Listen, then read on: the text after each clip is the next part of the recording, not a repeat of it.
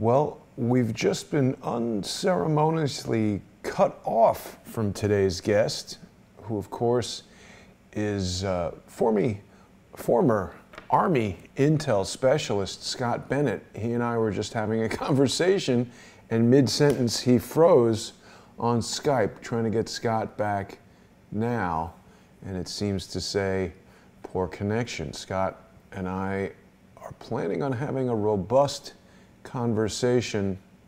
Scott, are you there? Scott? Can you hear me?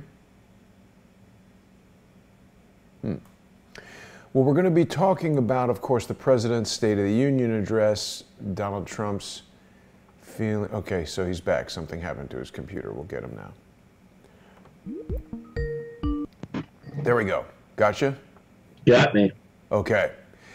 All right, there we go. So, no shortage of technical difficulties. It's interesting, Scott. Every guest has their own flavor of technical difficulties. It could be simple ISP problems. It could be more than that. How are you, Scott? Thank you for joining me early in the morning on the West Coast. Yeah, it's good to be with you, Jason. Yeah, that was very strange. The internet just went blank, and I had to shut down and restart it every time. That's that's ominous, but perhaps it's because of what we're going to talk about. Yes, I think everyone is thinking about Donald Trump's performance at the State of the Union address the other day. I thought he performed excellently, Scott, and although I don't agree with what he's proposing for Venezuela, and I'm concerned about Iran, given all the things that you've shared with us, I generally agree. It seemed like the people that are in opposition to the president want to essentially murder babies and allow criminals right into Texas, California, and Arizona.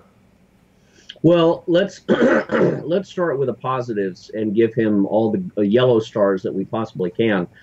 The State of the Union, of course, follows a typical track. They're all very, very similar. It's a plain vanilla speech that Clinton, in his that he gave, you'd swear he was a Republican now, and Trump's giving a little better speech, of course.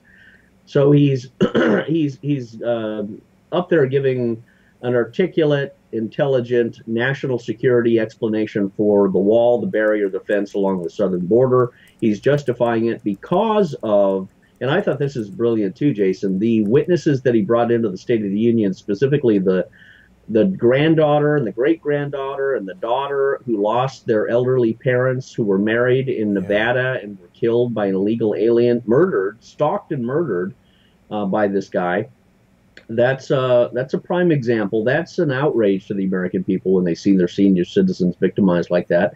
Right. And then, of course, the police that have been killed by the illegal aliens. So the wall really hit home, I think, in a deeper level than it had before. And I think he'll peel away the majority needed for that funding. And if they don't, he's going to do it anyway. He's going to declare a national emergency.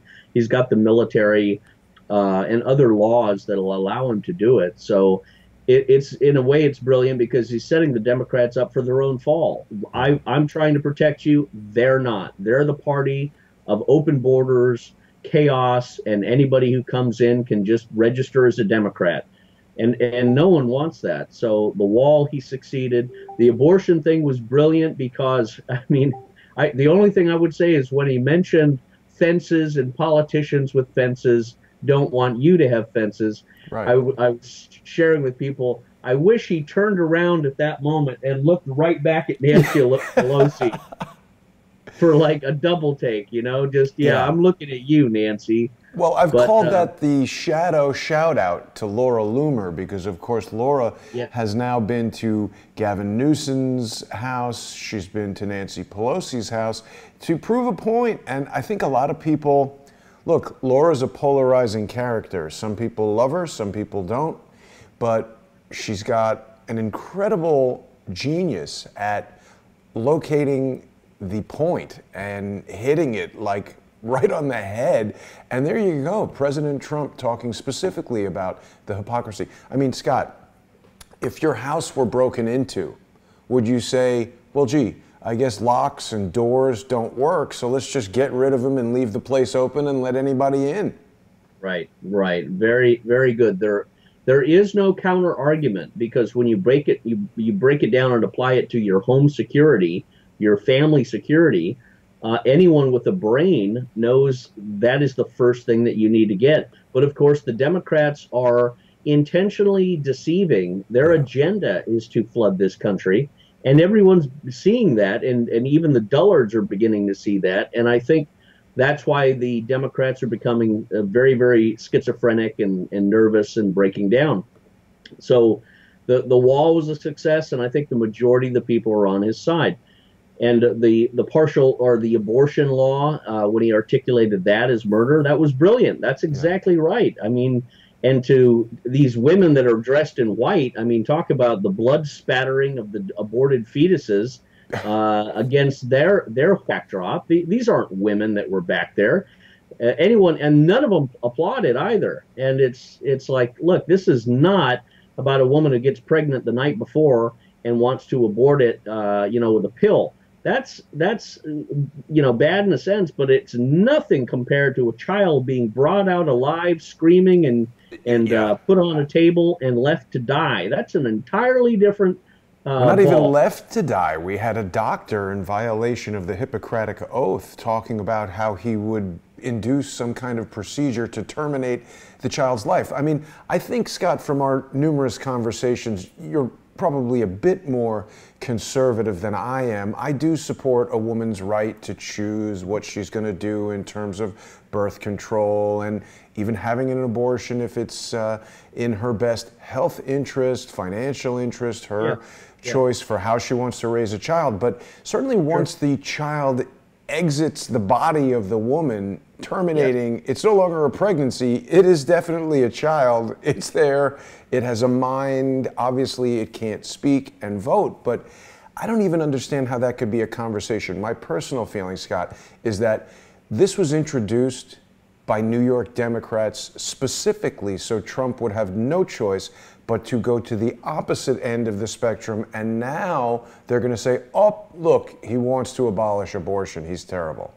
Yeah, well, I mean, you're right. There's a lot of common sense and concern women have about their own ability to handle their own bodies and to do an abortion when they choose. And I understand the argument. They don't want government coming in and strapping them down to a gurney and having them forced to have a child like the hills have eyes. I understand that, but this of course is a little different. But it also, it also will not muster through the Supreme Court because as a child, it has constitutional rights. Right. So now you're going to go to the Supreme Court with this, and the Supreme Court's going to throw this out because they're going to say, look, this baby's alive and kicking and separate from the mother, and it can be taken away from you by the state, just like any other mother that is inappropriate. So the same applies. Yeah. Constitutional rights. So I think they'll throw this out, but he had to mention it. And funny, you're right, the New York Democrats that did this really put the majority of the country to Trump's side. No one wants that kind of abortion. But, when he also hit out of the park when he attacked socialism, and he said, America is a free country and will never be socialist. And, it reaffirmed really a patriotic spirit that Americans will never be socialist. And, the socialism that a lot of the Hispanics like Ocasio-Cortez, that derives from the Roman Catholic Church. The Roman Catholic Church is notoriously hyper-socialist, and it foments this in government and foments it in government policy. That's one of the reasons that Germany followed a lot of its original socialist tendencies.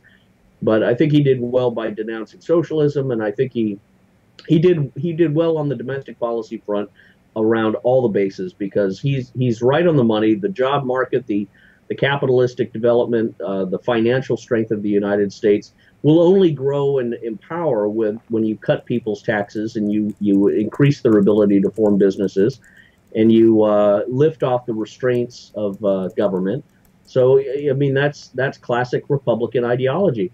His only areas that he was shaky on, just from a truthful point of view, is of course Venezuela, Iran, Syria, and Russia, and those are sad to me because, I mean, as the guys that I know that are still in the military-industrial complex, in the military, the guys that I know that are people like Senator Black and others that are always on top of this, we're all of the same mindset, even though some of them are Democrats, but it's all of the same mindset that this is counter propaganda that is being fed to the president that's leading him down very bad decisions that could entrap him. So John Bolton and Pompeo and these others that are saying, and it's okay to hire Elliot Abrams and do a coup d'etat in Venezuela. Yeah. That's a problem. It's okay to keep troops in Syria and then just ship them over to Iraq for a war with Iran. That's a problem. It's okay to engage in missile confrontation or other confrontation with Russia.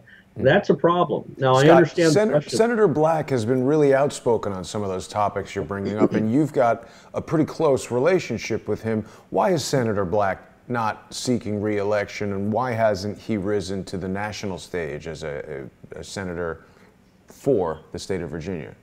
Well, you may see him rise in a more national prominent stage. I think that may be part of it. I don't want to go into his justifications. He may have personal reasons that he doesn't want to discuss. He is a senior citizen gentleman. He's getting on in his years, and there may be health issues. But personally, as I've told him, I said, Senator, you are the one person that the president should have at his side advising him on some of these areas such as Venezuela and Syria, because Senator Black is a combat Marine pilot, Vietnam, 66, I think, 67, and a seasoned senator. He's also right in the middle of the entire Andrew McCabe, FBI, Jill McCabe, Terry McAuliffe, Hillary Clinton scandal, because they sent FBI agents to his office and tried to lure him to Syria to do a rescue operation. That hasn't come out yet in the mainstream media. Hannity and these guys never talk about Senator Dick Black by name. They always mention Jill McCabe running against a senator. Well, it's Senator Black. Wow. And why do they do that, Scott? Why is Fox doing that? Well, I think it's because his stance on Syria. He went over to Syria, and he's been over there several times, and he's interviewed President Bashar Assad, and he's interviewed the defense secretaries and the various Syrian military and senior political people, and they're all basically saying the same thing, that we're not invading anyone. These are all Saudi Arabians. We're protecting Christians. We're not expanding. The problem is Saudi Arabia, and Israel is sort of fomenting it because the enemy of my enemy is my friend kind of thing. And Iran being in Syria, and Syria, you've got Israel all mixed up. And then Russia had to step in to stop it. So it's turned into a mess, but I think the majority of the momentum and the power is on Syria's side because Russia's there and Iran's there. Now, it can be settled in a quiet way, and I think Russia will, because it has a positive relationship with Israel, and they don't want to, neither country wants to damage that. But Senator Black's been over to Syria, and he's also been the one who's advised Tulsi Gabbard. Tulsi Gabbard, came to him and was debriefed on a lot of this material, and it included all of the Christians that were being killed, and similar to the Libya situation that you had interviewed with the Moriartys. Right. But I think that's why they targeted Dick Black, was because he's seen that Syria is not a problem, it's not an enemy of the United States, and that all of the refugees have been flooding up into Europe as a result of our interventionism in Syria. That's a major problem that, again, these things are either not told to Trump or they're purposely just avoided, because we've caused a lot of this instability.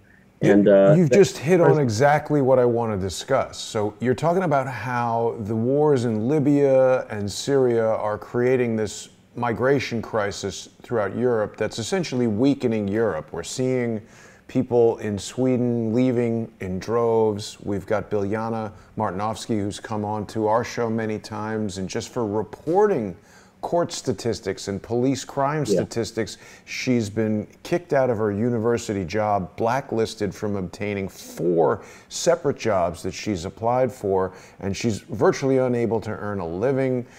She's been shut out. So now we come back to the United States.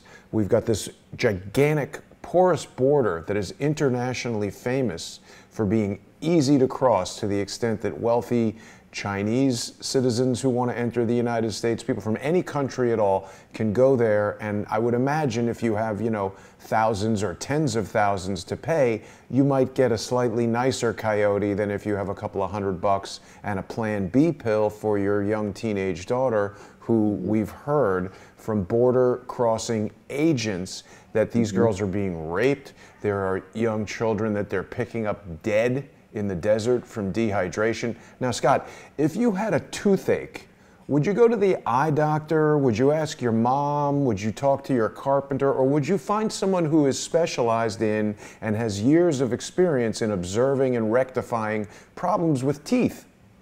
Yeah, the latter, of course. So I don't think that senators and congresspeople from New York and Washington, D.C. are the best source of information about what's going on in some of these border cities in Texas and Arizona and California. I've been watching a lot of interviews with ICE agents, with, you know, border enforcement agents who are talking about these problems that they're undeniable problems, not just for legitimate citizens of the United States and immigrants who have come to the United States legally, but the people who are going through this process, putting up the wall, just seems like logical common sense. Yeah, well, they're boots on the ground, and you're right. They are the best source for intelligence. Human intelligence is always the most valued in all intelligence. So the human intelligence are the people that have, you know, been on the border for many years. I mean, that really is the front line of a combat zone. And there are PTSD issues related to these border security people because of what they've seen and experienced. And the best way to, of course, combat that is with a wall, a barrier, a fence, and that's a psychological deterrent. That stops immediately a large portion of the people from coming through. And because they know it's more likely, you know, if you've got a van with 6, 10 people tied up in the back, that's not an easy prospect to just, you know, climb over a wall. Granted, healthy, you know, young people who want to do that, like we're saying, there's no security measure for anything ever that has been developed that can't be circumvented. But just like with your own home, that doesn't mean you're going to leave the door opened and unlocked.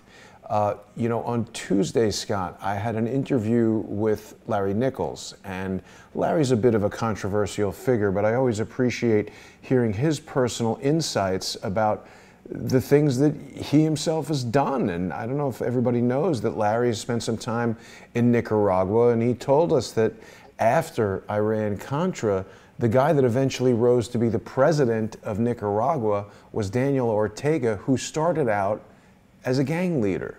And Larry spoke specifically about MS-13, the growing presence of MS-13 in the United States, the fact that this mostly, is it a Guatemalan gang? Where is MS-13 primarily coming from? Somewhere in Central America. I thought it was Salvador. I mean, it has its origins in the Iran-Contra versus the Sandinista conflict in the 80s.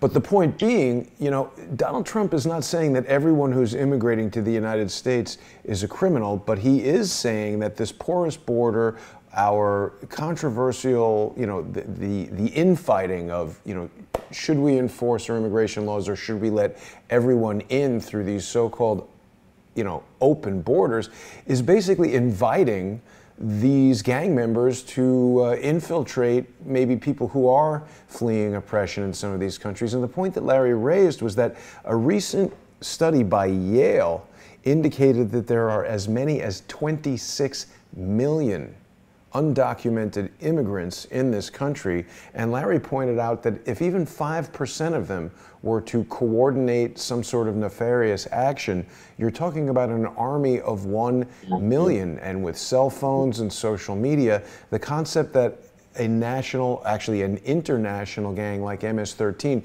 could coordinate something in multiple cities simultaneously to overwhelm local law enforcement. I mean, isn't this a classic technique for starting a war like what happened in Vietnam, what's potentially happening in Europe? What can you say about this from a strategy standpoint? It's a guerrilla warfare tactic, of course, and the first step, of course, is to build up their arms. And you're right, hitting key cities. Washington D.C. is one. It's got a very big MS-13 presence. New York, again, guerrilla warfare tactics. It's a psychological warfare. It's a psychological trauma operation. It's not to inflict kinetic injuries on the civilian population. It's to scare the civilian population inside their doors, or to make them, easier victims, and to exhaust the police force by spreading them so thin. Right. So there's a hit and run tactic that will be deployed and I think it is coming. I think it is. You're going to see it in increasingly in LA and the big cosmopolitan cities, because they don't survive in Idaho or Oklahoma or places like that.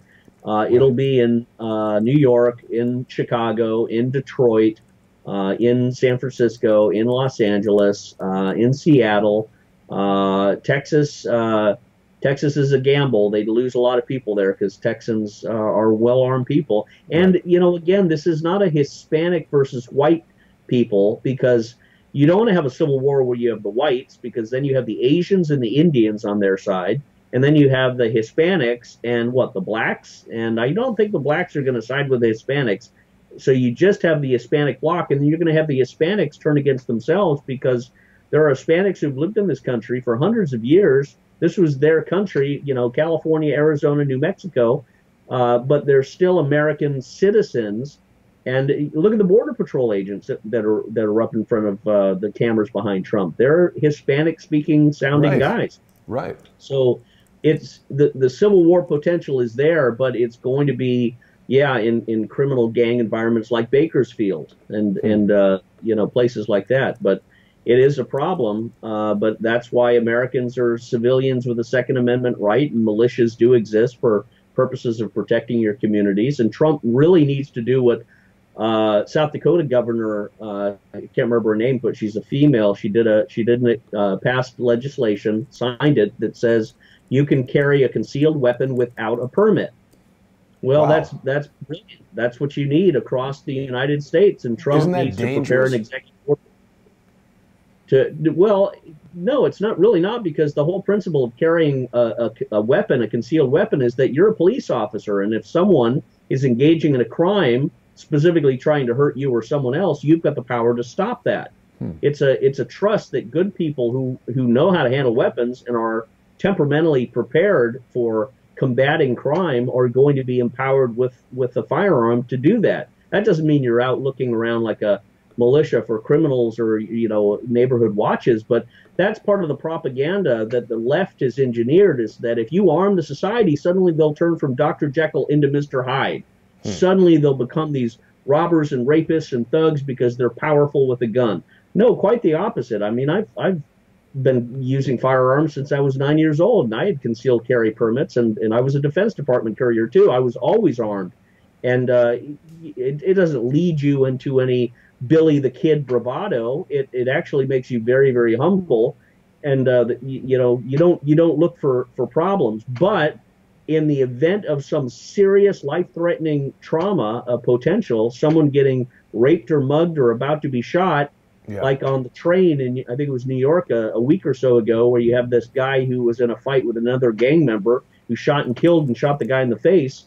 You want to have if someone had a firearm at that moment, that wouldn't have happened. And you'd have the dead bad guy, but you would not have a dead victim. Wow. Yeah. And I just want to take a minute, Scott, to remind everyone who might be joining us for the first time. Scott Bennett is a former Army intelligence officer, and he's the author of the book Shell Game. You can get the book by going to Scott's website, shellgamewhistleblower.com. He's contributed to numerous books, but really his breakthrough is Shell Game, which describes the terrorist financing that he had been investigating during his time at Booz Allen Hamilton, and information that he learned after he was wrongfully imprisoned for a fraudulent DUI charge, and actually for filling out a housing form incorrectly, a truly ridiculous charge. People can also interact with Scott on Twitter by following him there at Army PSYOP. Scott, somebody else who's been really roughed up by the authorities lately is Roger Stone. Do you know Roger? Have you ever done anything with Roger Stone? I haven't personally, but I know friends of mine who have and know him well. What can you say about the FBI, this tremendous overreach we've seen by 29 armed officers coming to an author, a journalist, a political pundit, whatever you want to call Roger? He's 66. He's never been accused of or arrested for any kind of violent crime. He's not a gun owner, had no guns in his house, and the FBI brought 29 guys over there. Well, again, you're describing the optics, and what things look like to the average public is really all that matters. It's not about what's really going on. And there's a lot of people who talk about, well, Trump and all of this stuff is a distraction from all of these people that are being prosecuted in 40,000 indictments or whatever it is. And there's talk about the Cuban jail, Guantanamo Bay, being filled up with people. All of that is speculation. It may be happening, but it may not. So all we have to gear our determining of reality by is, again, what is true north, not magnetic north, not what the media is leading us to think, but what is true north. And that is, every American will say that it is absolutely wrong to send 27 agents and 17 cars to Roger Stone's house, period. It is an abuse of the American public. It's an abuse of everybody, what they do to him. Traumatizing an old guy. Yeah. There's no point. It's the most obscene Civil War triggering event you can imagine. If you're talking about Boston in 1776 or whatever it was when the British shot the guys in the Boston Tea Party, and the shot heard around the world. What they did was with Roger Stone is an example of that. I don't care if it was Mueller, I don't care if it was Trump, I don't care if it was all of the above, Andrew McCabe or whoever it is running the FBI. That it was absolutely wrong because it traumatized Americans. It's a gross abuse of our police power. It turns everybody against the police. The police are already temperamentally and psychologically trained to be, I think, way more aggressive and oppressive to the American public. And there are certain people that will not stand for that. They get infuriated when this thing happens because the next thing is going to happen to them. The next thing is they're going to be pulled over. Right. And these cops are going to react with the same aggression to the wrong person, or they're going to knock on someone's door and try and take their gun, and the guy is going to say hell no, and then you're going to have a shooting and a civilian's going to be killed. Right. This is now turning into a quickening of the police state in America. And let me tell you something, it will not end well for the police that side against civilians in stripping them of their civil rights.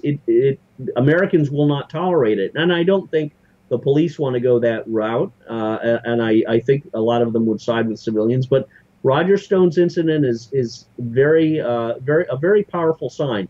And Definitely. Trump is the commander-in-chief. Let's remember, he is not an NBC host of a television show anymore. He is not a construction guy. He is the president of the United States who took an oath to defend the republic, not the democracy, the republic, from all enemies, foreign and domestic. And he has the commander-in-chief authority to make sure that the government is acting in accordance with the Constitution. Nothing trumps the Constitution. So when we went the other day to 5G presentations, Verizon's trying to get 5G into neighborhoods, and I got up and spoke, and I said, the Constitution is what this town council is obligated to enforce. The Constitution prohibits 5G because it deteriorates our cell walls in our body and therefore is a violation of our constitutional right to life. So it's nothing to do with real estate. It's nothing to do with Verizon's cell towers. It's their property. You do not have the right to create a microwave oven around human beings, flip the switch, and say you've got better internet connectivity. Oh, you'll be dead in a year or two or a decade. And that's where we're coming down to, is this mass poisoning and harming of society. But it's an interesting bridge that you've made here to technology, because just to take you back to Roger Stone for a second, it's come out this morning that Apple has now given the deep state, presumably Robert Mueller and the DOJ, access to Roger Stone's iCloud account. And it's particularly curious because they refused to do this because they didn't want to violate the privacy of San Bernardino terrorists who allegedly shot up that whole, his office or whatever it was that he did. What do you think about this, Scott? Apple Computer, largest company in terms of market capitalization in the world, I believe. So many people using iPhones and iCloud accounts. And here we understand that if you're merely accused of a crime, I don't believe there's been any evidence that Roger Stone has colluded with Russians. He's just guilty of doing things that probably he shouldn't have done after Mueller started harassing him. But now Apple Computer can, at its sole discretion, decide to cooperate with this type of criminal investigation and give them all your information. I think basically iCloud has potentially access to everything on your computer, doesn't it? Yeah, well, the computer technology today, yeah, you really can't hide anything. I mean, iCloud and Outlook and all of these things are up there. That's why, you know, you have to live your life transparently, as if everything that you're saying and writing and speaking is being examined. I had a guy who debated me on the debate, and he went up on Twitter. We talked about it last time. We won't reiterate it, but he accused me of calling for the governor's murder, and I responded with a legal action. But they try and twist anything that you say to trigger these deep state police force operations. So you always have to be careful. Now, look, Roger Stone and everything he's ever written, Jerome Corsi, everything he's ever written, the Moriartys, having an FBI agent go and interview them about Roger Stone, about Jerome Corsi, is of course ludicrous, because there's nothing there. There was no Russian collusion. There was no Russian hoax. It was a complete fabrication. If you want to talk about Russian meddling in the election, look at Browder. Browder, whose lawyer was Magnitsky, I believe it was. Browder, who brought over $400 million out of Russia and gave it to Hillary Clinton for her campaign. Vladimir Putin talked about that at Helsinki. I think he said it was 400,000. I believe Putin corrected himself that it was 400,000. No, I was corrected by a British intelligence guy who said it was 400 million. That makes more sense. 400,000 seems a negligible amount. But I also think Magnitsky was an accountant, not a lawyer. You may be right. I can't remember. But that, of course, is Browder's a bad news guy, and we haven't really heard anything about him. Here we've got Vladimir Putin, a guy who's in the news every single day, leader of one of, if not the largest military adversary of the United States, calls out a U.S. businessman by name. Don't you think, Scott, that should be something that the press should be all over? Who is this guy and why is Putin talking about him?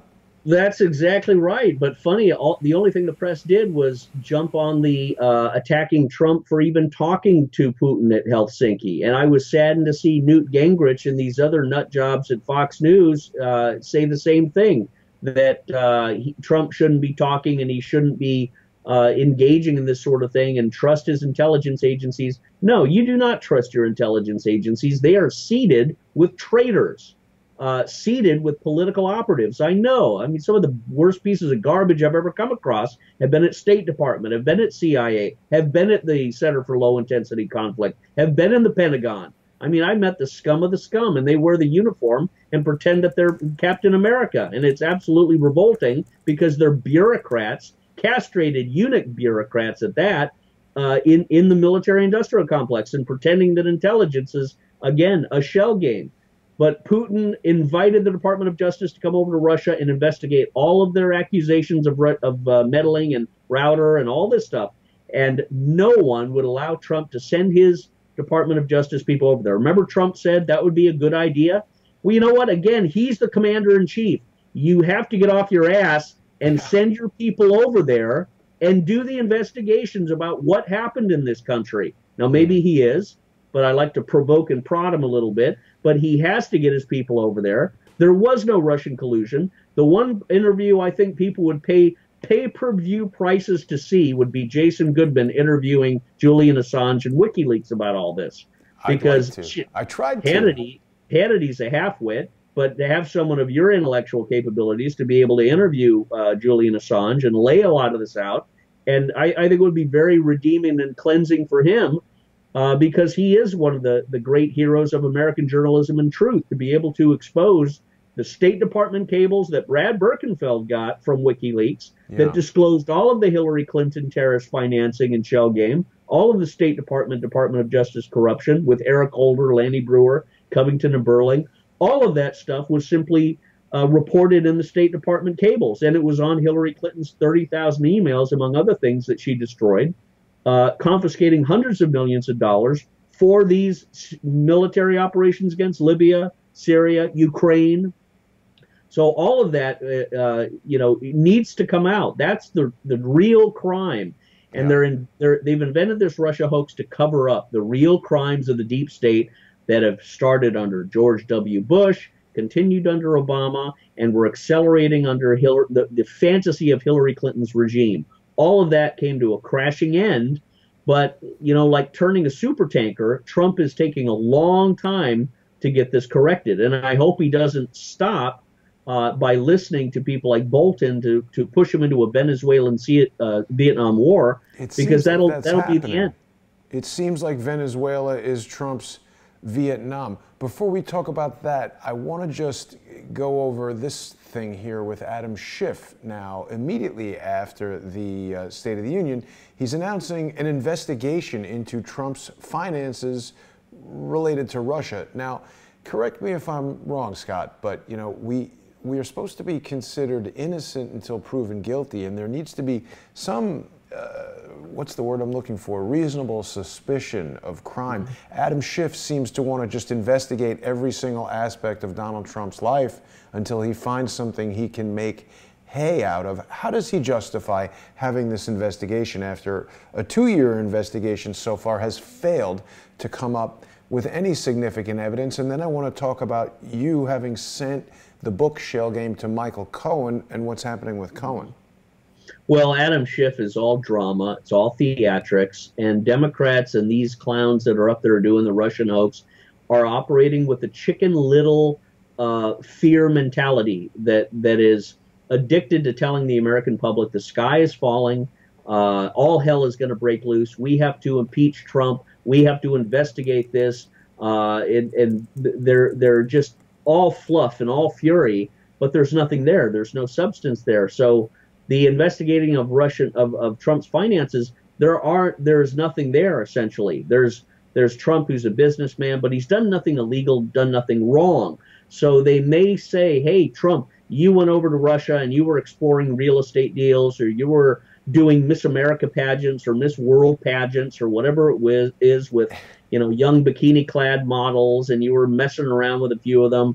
But all of that is legal. All of that is the exercising of your constitutional rights, and they're trying to turn it into something nefarious, suspicious, something ominous, and in order to emotionally provoke people to doubt, to provoke them to doubt and begin to disconnect from Trump or dislike him. And I think it's going to fall flat on his face, because when you get Trump against a wall, he's going to come out swinging. And Adam Schiff compared to Trump is like, a slug compared to a full noonday of sunshine.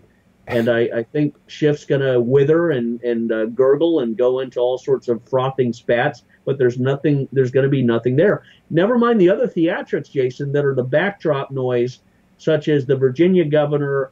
Now you're seeing all of these other people that were around the Virginia governor, the black guy, I can't remember his name, who's been accused of some really serious sexual improper act with a woman, forcibly, forcing her to perform oral sex on him or something like that. The abortion thing. All of the Democrats are being hung by their own petard. And I think that's the real drama, the real story. There's nothing there about Trump. But people like Ray McGovern, who have gone to Adam Schiff, and people like myself who went to Dianne Feinstein, who went to Senator Bill Nelson about real crimes that were going on in 2012, I got absolute silence, except Bill Nelson wrote Dianne Feinstein about me, complaining that I had provided the material.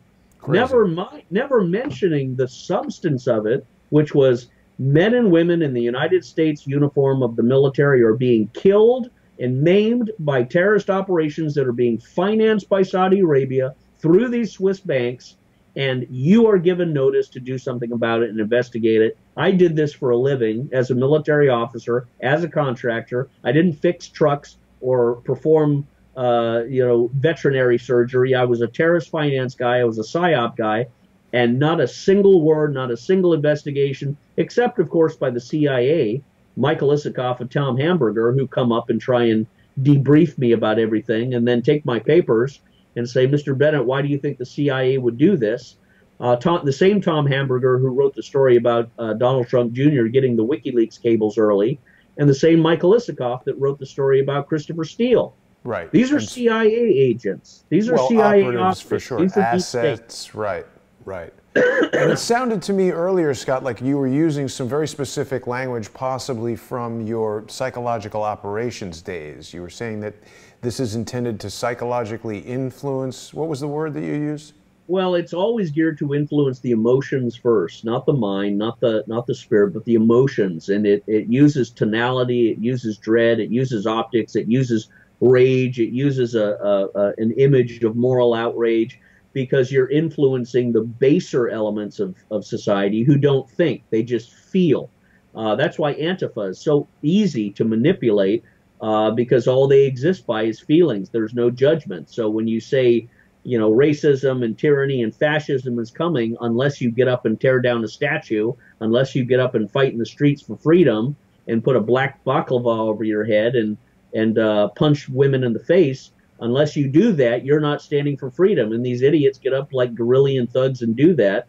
That's all a psyop. And that's what we're seeing again. That's what the last 2 years of Russia hoax has been. It's all a psyop.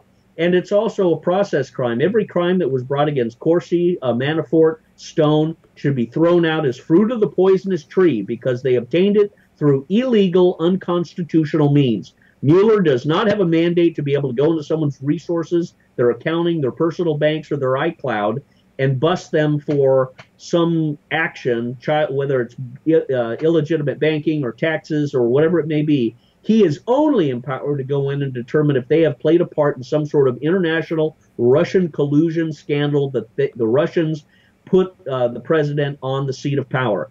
And right. Failing that, everything else is moot. Nothing can be brought in and prosecuted. That's why you have the right to privacy. And never by now we see all of the FISA warrants and all of this stuff with Bruce Orr, Nellie Orr, Christopher Steele, Comey, Peter Strzok, Lisa Page, John Brennan at the CIA. That's why I know all of this is coordinated at CIA, at State Department, at the Director of National Intelligence, and in the Pentagon, and in the FBI, the Department of Justice. This was the coup d'etat. This was an attempt of the bureaucracy, and Putin has commented on that too. He said, look, in the Oliver Stone interviews, he said, Trump is going to have to survive his own bureaucracy. That's what he meant by the deep state.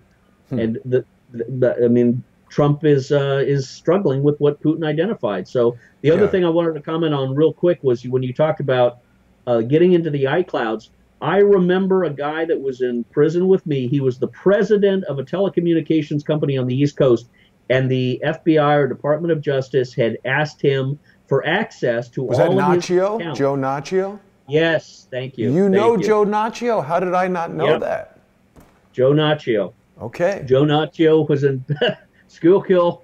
Wow. Schuylkill, Pennsylvania. You were in the spook prison where they throw all their enemies. Yeah, I was. Thank God I had the Russian, Italian, and Mexican mafia protecting me, because I was the only one who could type out their legal papers. Nobody else could type. Let's give everybody some background here. Joe Nacho was the billionaire CEO of Quest Communications, and we've heard about him on Crowdsource the Truth before, because Bill Binney has told us about how the deep state, the NSA, approached Joe Nacho and said, we want to put our hooks into your infrastructure so that we can have access to all of your clients' communications. And Joe Nacho said, no, you can't do that. And they said, oh, and they stuck Joe Nacho in jail. A billionaire, a guy who should have... Here's how they did it. They said, if you don't do it, we're going to have to dry up our government contracts with you. And he said, I can't do it. And so he began to sell stock because he knew what they were going to do. And then they busted him for insider trading. Because that's how they got him. Now, here's the other thing they did. They sent a car, and this isn't public. He doesn't talk too much about this, but this came from him. His son was in Georgetown in a black sedan, pulled up. Two guys get out of the car. They walk over to him and they said, are you Joe Naccio's son? And the guy said yes. And one of them stabbed the kid in the arm with a stiletto knife, stabbed him in the arm with a stiletto knife, and just a quick like that, and backed away and say hi to your dad for us. Now, whether that was government, whether that was mafia, whether that was both, that was the threat. I think that they sealed the deal to put him in jail. But that happened. His son was stabbed by two guys that simply said, "Say hi to your dad for us." Well, Scott, let me ask you, and I realize you'll be speculating here, but certainly I can't imagine a government agent stabbing somebody in the arm like that. It seems much more likely that it's decided behind some closed door. It's never emailed about. Somebody in some agency has. We've heard about Robert Mueller working with Whitey Bulger. We've heard about contract informants. These guys are criminals. They're used to infiltrate criminal operations. So the interaction between law enforcement and criminals is understood. But what you're talking about is a gray area where, what if one of these criminal informants, hey, by the way, we need you to stab this guy, and if you want this drug charge to go away, why don't you do that? Right. That's right. That's exactly precisely right. CIA orchestrated this back in the 90s in the Watts riots. Maybe it was the later ones. The Rodney King riots in Los Angeles. The CIA were picking out bad guys, informants from jail, sending them down to Los Angeles with trunks full of weapons, and then unloading the weapons, and then picking these guys back up in New Orleans when they left. The government interface with the criminal elements is long, and it's part of the mind control that was done under MK Ultra and others. But it's there, and Joe Naccio is a perfect example, and he's one of the best examples because he was standing up like Julian Assange and Ed Snowden and all the others. They were standing up to what they were seeing because they were on the inside watching a lot of this happen. And it's like analyzing a clock and knowing that eventually this second hand is going to get close to midnight, and which is going to be the absolute confiscation of all your freedoms, all of your privacy, all of your secrecy, all of your intimacy, all of your identity. And that's the deeper sort of subconscious wariness of a full police state, surveillance state, because then you have no intimate solitude and secret areas that you can cultivate private thoughts and private things and develop yourself. You can't write poetry or things like that because the next thing you know, you're going to be busted for something you write. Right. That's what Ed Snowden and Julian Assange and Joe Naccio and many, many others have contemplated. And that's the key word. Most people don't contemplate. Most people don't compose. Most people do not reflect or write or think and give a lot of serious, spiritual meditation on the spiritual desecration, if not destruction, that comes from a full surveillance police state. Never mind people banging on your doors or pulling you over and demanding to see, everything that you have, but just the atmosphere that's created is worse than the 1984 Orwellian existence. That's why Joe stood up to stop it, and they came down on him. He should be given a full pardon. He's out of jail, of course, but he should be given a full pardon. Half the guys that were in there, Jason, that I knew were these brilliant, brilliant men who were, CEOs of Citibank, lawyers from Princeton, lawyers from working with Johnny Cochran, of course, surgeons and doctors and stockbrokers and international traders. And most of them took a plea deal because they didn't want to risk going to trial and fighting an absurd charge that they were innocent of, or that was a technicality. They didn't want to risk 5 years, so they took a year. Wow. And they were in there for a year. But it cuts your heart out. I never took a plea, so my case is still in the appeals court and will go up to the Supreme Court if needed. Wow. And I'm not pursuing a pardon because I don't want to give up this fight. I want to take this fight right to the throats of Donna Shalala and her nephew David Shalala. Figuratively speaking, figuratively and legally speaking, Yeah, Scott yeah, intends no violence and doesn't want anyone to take any action at all against any of these people. However, the action that people could take, if you like what Scott is saying and want to support him in this fight, you can become a sponsor of Scott's on patreon.com/shellgame. And of course, you can purchase his book to read more about this. I have so many books from so many guests that I need to catch up on. I cannot believe that you didn't know, that I didn't know that you were acquainted with Joseph Naccio. So yep. I certainly should read my signed copy of Shell Game. And Scott, if people go to shellgamewhistleblower.com and purchase the book, are they getting a signed copy from you? No, it comes right from the publisher. If they want a signed copy, they can email me on the website, and yeah, I'll send a copy out and do it that way. This is an important book for people to read. Scott, are you still in touch with Joseph Naccio? This is something I didn't know we were going to discuss today, but this is a very interesting topic.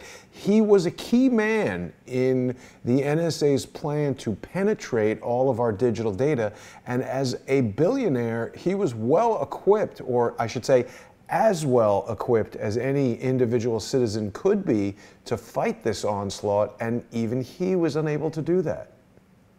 Yeah, well, I keep a lot of my connections with a lot of these people very, very secret and private for their own protection, as well as for the inevitable legal incidents that are coming, because, of course, the bad guys are always listening to this, the deep state, the Department of Justice.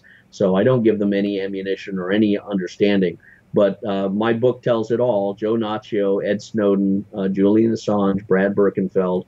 And, this is cascading, Jason. This is not going away because, as you've risen to the level of an alternative media Dan Rather, and you'll only get better and brighter and stronger, and people will applaud and follow the light that you open up and shed into the darkness. More people are learning and following your example and others, and that's a very good thing for our society. That's a good thing for transparency. That's a good thing for government accountability. Bad things do not happen in the sunshine of public observance and accountability.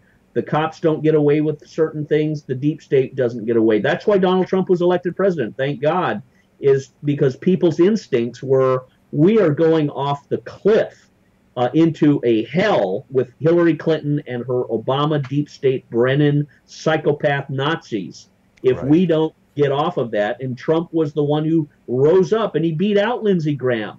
He beat out all of the Romneys and all the other competitors who were half-wits and totally castrated and yes men. Trump rose up and demonstrated he was something more, and the American people need to continue to demand that he is something more at all times. And that means be very, very wise and be not lured by John Bolton or others into a trap of their making that will remove him in 2 years through Venezuela or continued Syrian, Middle Eastern wars in Afghanistan. He needs to get us out, and then he'll win 2020. He lost the House because he did not immediately pull us out of the Middle East, I think, because people are tired of these wars. And if the U.S. pulls out, it is not going to fall apart. It is probably going to heal very quickly.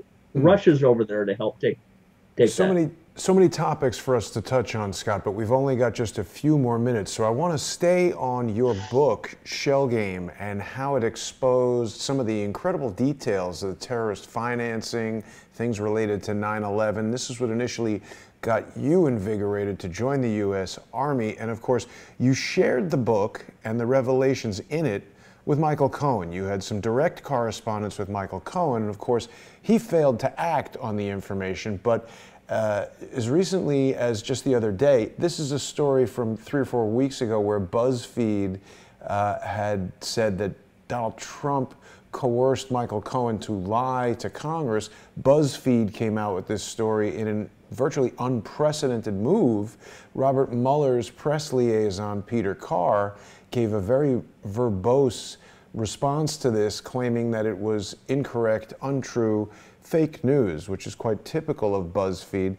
But then just yesterday, or a couple days ago, I should say, BuzzFeed sort of doubled down on this story, releasing secret files, which they claim purport to show that Donald Trump was involved in signing contracts and communicating with various people in Russia. I've spent some time over the past few days with Michael Moore of True Pundit, and of course with Charles Ortel, examining this BuzzFeed News article. And since you are an expert in detecting and articulating psychological operations, I just want to take the last few minutes to go over this. BuzzFeed presents us with this very dramatic graphic that's suggestive of a real estate deal with this sort of Russian city skyline behind this printed in red ostensibly excerpt from some sort of contract where we see this dot-ridden version of a Donald Trump signature, also in red,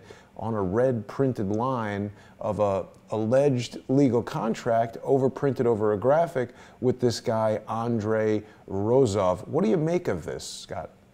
Well, always remember the cover-up is worse than the crime. So things should never be covered up if they're truthful. So Trump, if this is a verified document, if he did sign it, if it was real, he needs to admit to that. But it is in the purpose of that, from what I've gathered, Trump has said, I was interested, looking into, curious about the potentialities of Russia. He had already had Miss Universe pageants or whatever over there. So it's not like he's going into Tajikistan and doing something. He's going interested in doing something in Moscow, one of the most beautiful, popular cities. It's a world capital. It's a cosmopolitan city. Exactly. It's not illegal to build buildings in Moscow, right? And it's quite different than having an intimate, secret relationship with the highest levels of the Russian political intelligence dimensions, versus simply looking into possibly building something. And I think Cohen put himself out front, was looking for opportunities to make his name known. He's probably taking lead. Trump probably had multiple documents looking at multiple operations, simply saying, hey, I'm interested, let's talk. We're kind of looking into this. That doesn't mean any secret deals. But the BuzzFeed people will professionally lie and manipulate and distort this. Right. That's where they're professional liars, so they know how to distort language to the point where it can be inferred, it can be almost through osmosis gleaned that they are, we're not lying, we're just reporting what someone reported to someone else who reported this to someone else. Well, that's what then CNN and the New York Times and everybody does with this BuzzFeed report. Yes. BuzzFeed puts it out. Perhaps they're the PSYOP sacrificial lamb, and then yes, CNN and the New York Times absolve themselves of any legal exposure by just saying, well, BuzzFeed reported it. But specifically from a PSYOP standpoint, I've been over this, so for people who've heard it before, I apologize, but I think this is very important, so it's worth repeating. I personally have never seen a contract where the signature page has graphics behind it. Doesn't seem like the type of thing that lawyers would do. I've also never seen a legal contract printed in red. I think, as a matter of fact, when I've signed certain legal things, if it's not in blue or black ink, that's not even legitimate. Additionally, I've never seen a pen that would give you a signature that resulted in these white dots. This seems more like an anomaly that would occur from dealing with perhaps a distressed element of a computer graphic. We've got this rough edge. This is kind of low resolution. This seems very much like a composed graphic to me that uses the color red to draw your attention and uses this image of the skyline to match it up with other graphics from other documents that they present later. This image that is supposed to represent an email on an iPhone from Michael Cohen to Andrei Rozov is also constructed. I have, in a separate video, pointed out how this less than arrow, that is the indicator, you tap this on your iPhone, you go back to your inbox, but on an iPhone, this little arrow is actually larger then the letter I in inbox. So here it's smaller, that's strange. Also on an iPhone, you don't get this word subject in the subject line, and the subject is typically bold-faced. Now, I'm certainly open to someone from BuzzFeed calling me and explaining or emailing or otherwise explaining how a legitimate iPhone email would do this, but it's actually also worth noting, and I just realized this right now, Scott, if you were to do a screen capture of the email from your iPhone, it would be a JPEG image. And this is an HTML document because I'm able to select text in it. Correct. So this is a manufactured thing that is presented here ostensibly as evidence of communications between Michael Cohen and Andrei Rozov, but obviously that is fake news that is being used to manipulate people's perception and create this sense that people all around Donald Trump are guilty and are engaging in shady deals with Russians. So we're using this fake evidence to trigger additional investigations into Donald Trump's personal information. Everybody wants to see his taxes. This seems like pretty obvious tricks to me. Well, I think you're right. I think you've uncovered a lot of this as being very, very suspicious. Again, Trump is either going to acknowledge this is something he signed, or he doesn't know what it's all about, and he can't remember anything because he did, various investigations. But there is something suspicious about red ink and something that looks computer generated. I think all of this is coming out. The big thing, I always come back to what I know and what I did. And what I did was contact Michael Cohen in 2015 and 2016 and communicated to him shell game and demanded that he take this to the president. And how he did it, I don't get into too much of the details because I don't want the deep state to know. But the sufficiency is that Michael Cohen can hang from the political legal noose until he is prosecuted to the fullest for misprision of felony, misprision of a treason, by intentionally damaging the president, by denying access to this material. And I think that's part of the reason Mueller went after him. It's, the other weird thing, Jason, about a lot of these constructs, I remember one of our radio hosts that was on the phone with Michael Cohen, Michael J. Anderson. He was listed in one of the documents created by, I think, Hamburger's story about Donald J. Trump Jr. getting the WikiLeaks cable first. The document that was cited by Tom Hamburger, the sender was Michael J. Erickson. So that seems very suspicious. That Michael J. Erickson is no one. Michael J. Anderson was an actual radio host that was on the phone call with us to Cohen. So is it coincidence? Maybe. But for me, there are no coincidences, and especially when the names are in syllable dimensions very similar to each other. That's not the Michael J. Anderson. I didn't show that.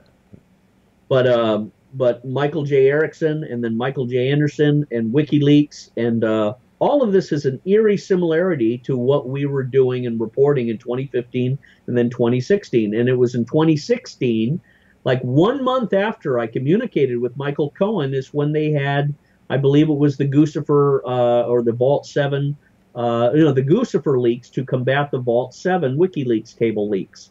So Guccifer was also reported as a potential CIA false Russian hacking situation using the technology that makes it look like you're getting signatures from keyboards from Russia.